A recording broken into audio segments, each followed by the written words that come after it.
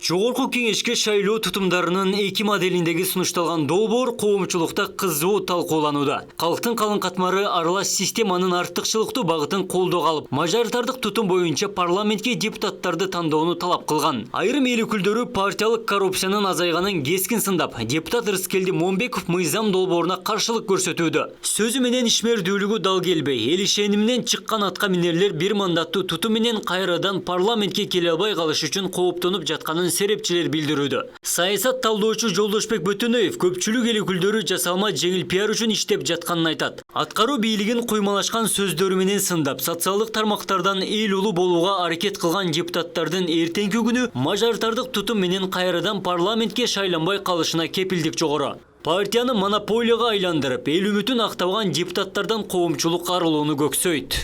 Куюлуштуруп сүйлөп, кооз сүйлөп койгон менин да колумдан келет да. Аркасында мисалы жанагы троллдорду коюп алып, мисалы иш кылып атышат да депутаттар дагынча.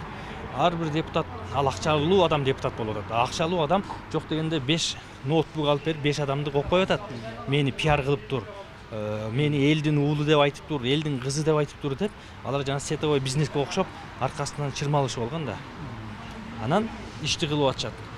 Депутат сүйлөп атса деле YouTube'га киргилечи, социалдык тармактарга киргилечи. Ошол эле депутат иштеп аткандай. Жок.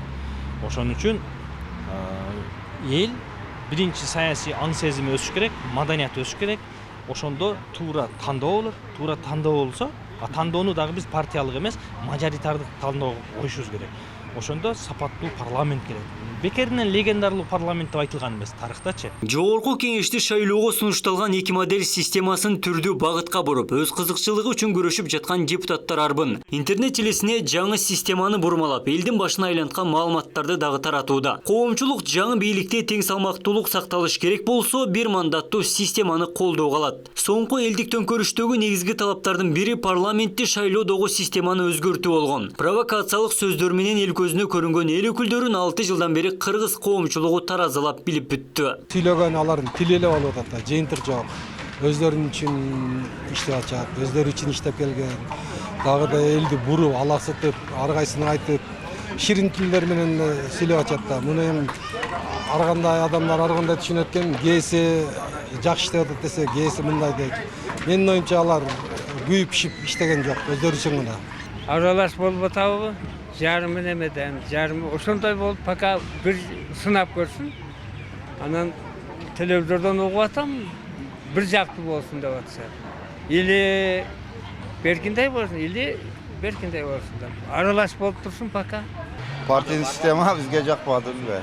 Парламентте бакылдап сүйлөп чыккан эл өкүлдөрү коомчулукка деле жакпай калды. Салмактуу эмес жугумсуз сөздөрү менен элге жагам деген депутаттар 6-чакырылышты лакап аттарга чейин алып барды. Керектүү мыйзам долбоорун көйгөйдү көтөрбөй, өз кызыкчылыгындагы пайдасыз теманын тегерегинде популисттик талкууларда гана баш көтөрүп келишти. Эми шайлоо жакындап калганда жаңы системаны жактырбай жатканын туура түшүнүү керек.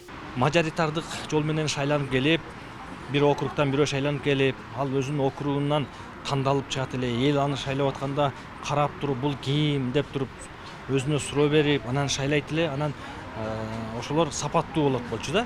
Азыр деле мисалы мына кетип аткан парламенттин ичиндеги 120 депутаттын ичинен айрым мурда депутат болгон, бир округтан шайланып келген аксакал депутаттар иштеп атпайбы?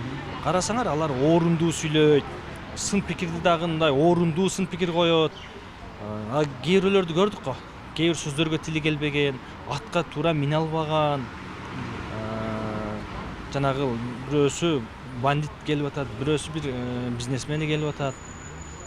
Акчанын күчү менен келип атат. Жаңы баш мыйзамдагы өзгөрүүлөрдө жогорку кеңештеги эл өкүлдөрүнүн санын 90го кыскартуу жаналарды 5 жылдык мөөнөткө шайлоо көрсөтүлгөн. Мыйзамга жараша президент жогорку кеңешке шайлоо тутумдарынын эки моделин сунуштаган. Аралаш системада 35 депутат бир мандаттуу округтан мажоритардык тутум боюнча шайланса, 55 эл өкүлү партиялык тизме менен парламентке келе алат. Партиялык системадан келген депутаттардын туруктуу позициясы жок болгондуктан оппозиция түзүлбөй парламентти алсыратканы белгилүү.